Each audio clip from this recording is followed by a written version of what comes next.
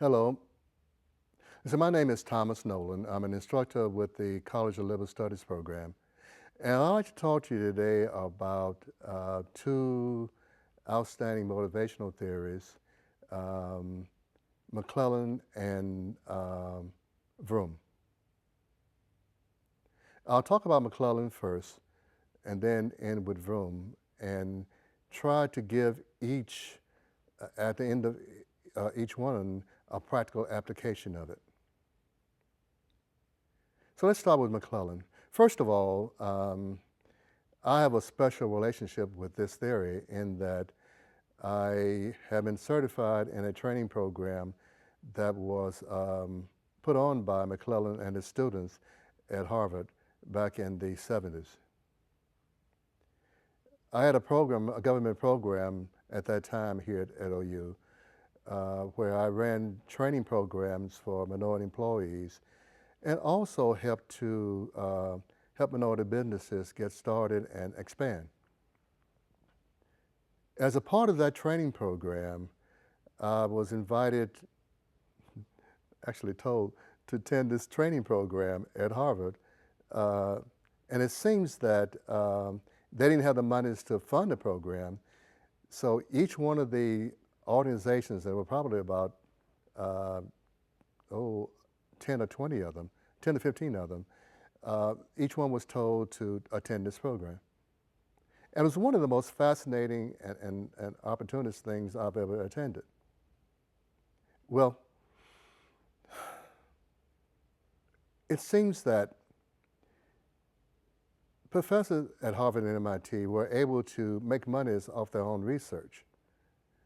And actually, this research is really cool because one of them occurred, one of the subjects occurred here in Oklahoma.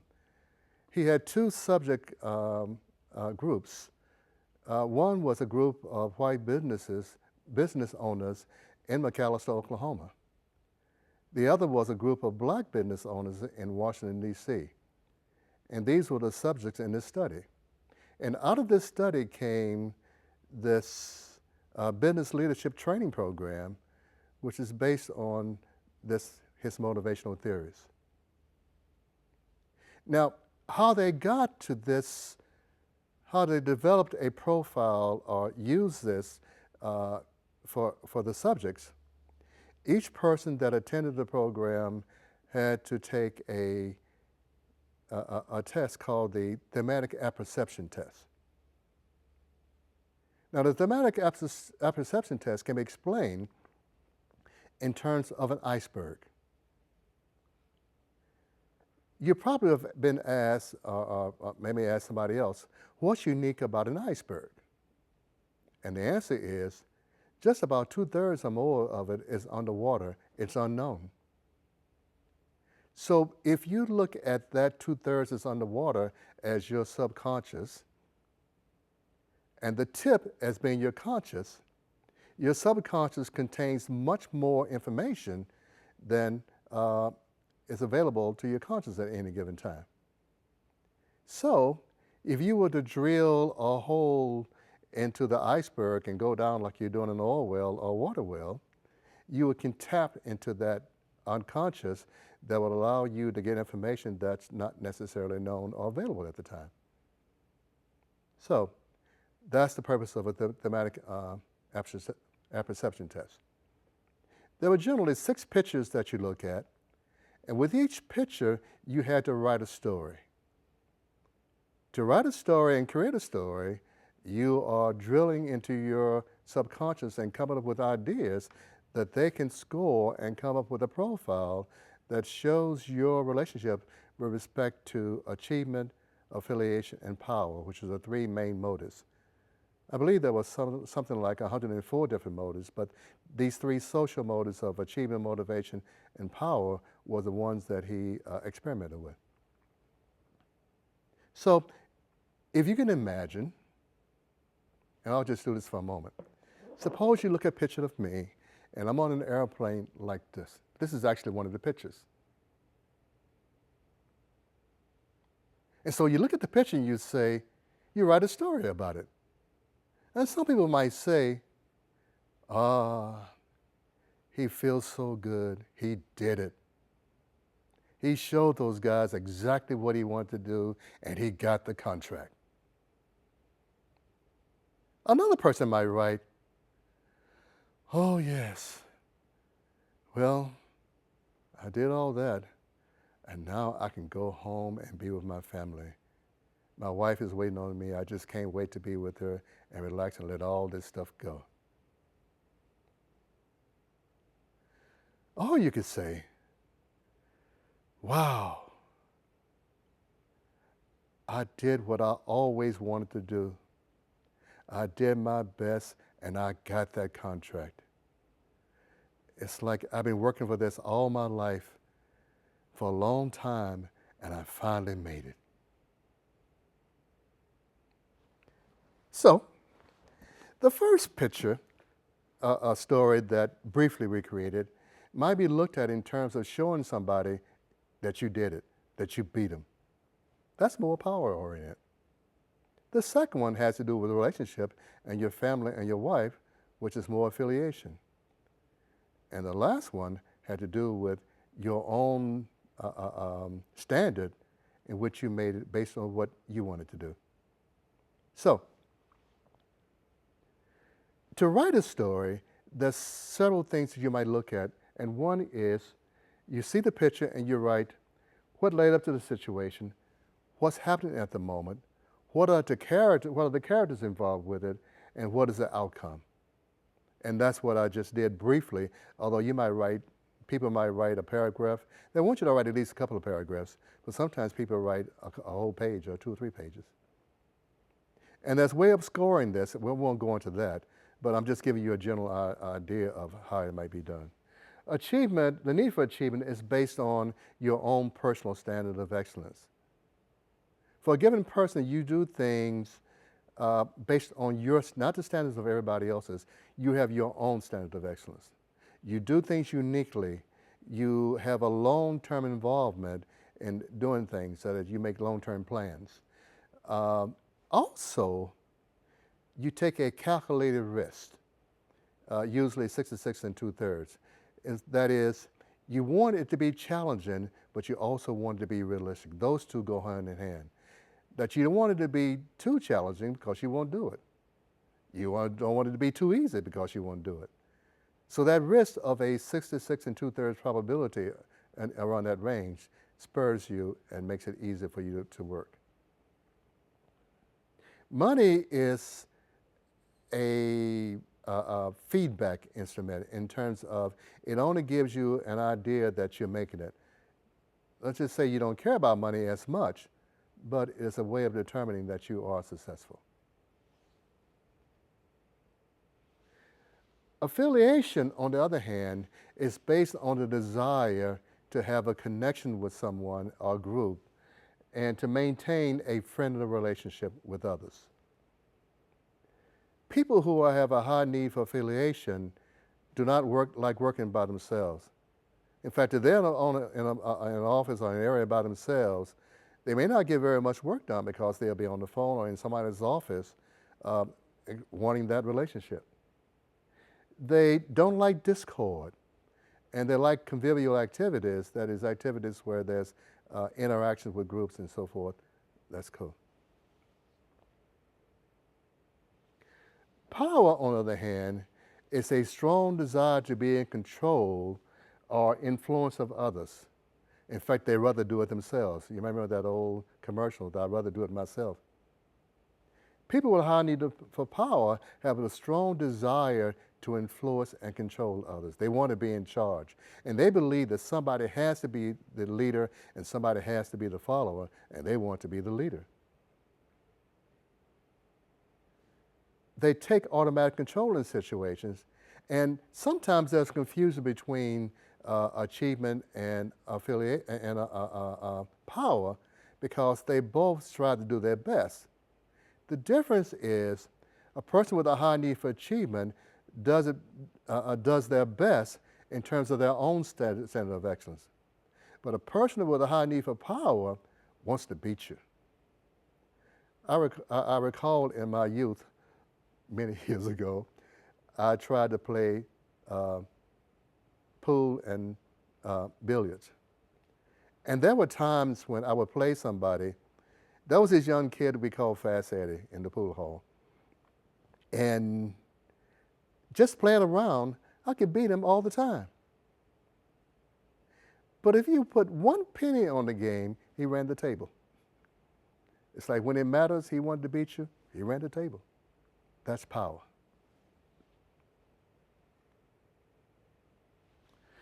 Now, Vroom is a theory that's based on expectancy. And there are three areas which might relate to valence, expectancy, and instrumentality. Valence has to do with the importance you might put on something. I've got a master's degree in chemistry, and valence was used for positive and negative ions in solution. So positive means that you lost an electron, negative means you gained an electron. So valence has to do with the value you can put on something in terms of how it attracts you, how you're repelled by it. Expectancy has to do with what you expect to happen out of that situation. What output are you looking for in terms of where you're going?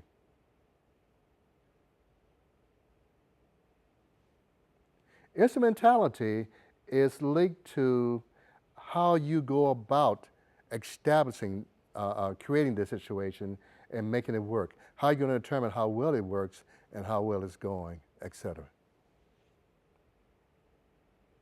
So I'd like to show a practical application of this.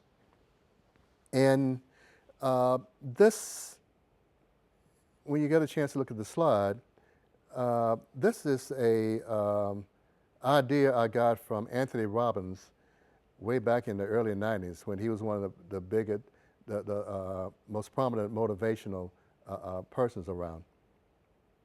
And he used the valence section of it, in which he developed this instrument that, first of all, is based on that everyone is attempting to gain pleasure and move away from pain. So in order to utilize this concept, he developed this scale in which you have states that are negative, like anger, pain, depression, embarrass, frustration, humiliation, and states of pleasure that are like success, adventure, outrageous, love, comfort, security. And what you would have to do is to rate each of these six groups in a column, one being the highest and six being the lowest. So let's say your top three areas in the negative states were anger, depression, and humiliation.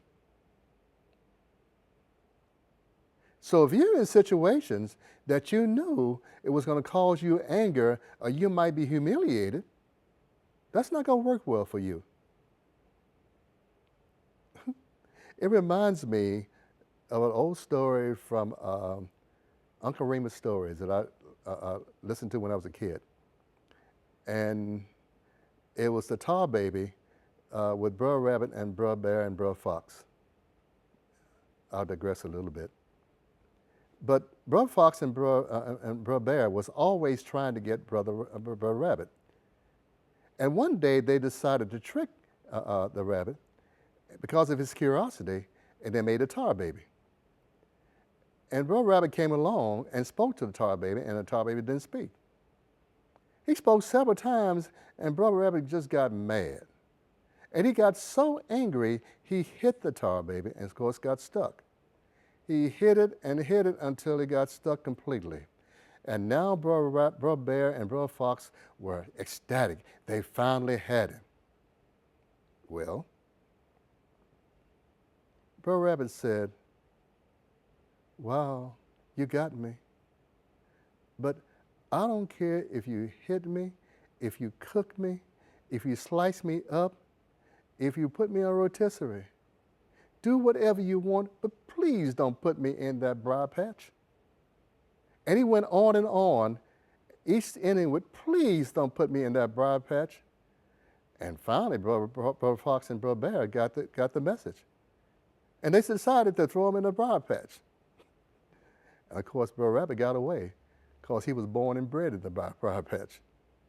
So what may be bad for you may not be bad for another person. That's the thing of here.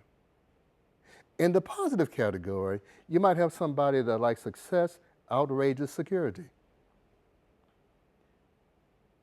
I remember the first time I went to Vancouver, Canada.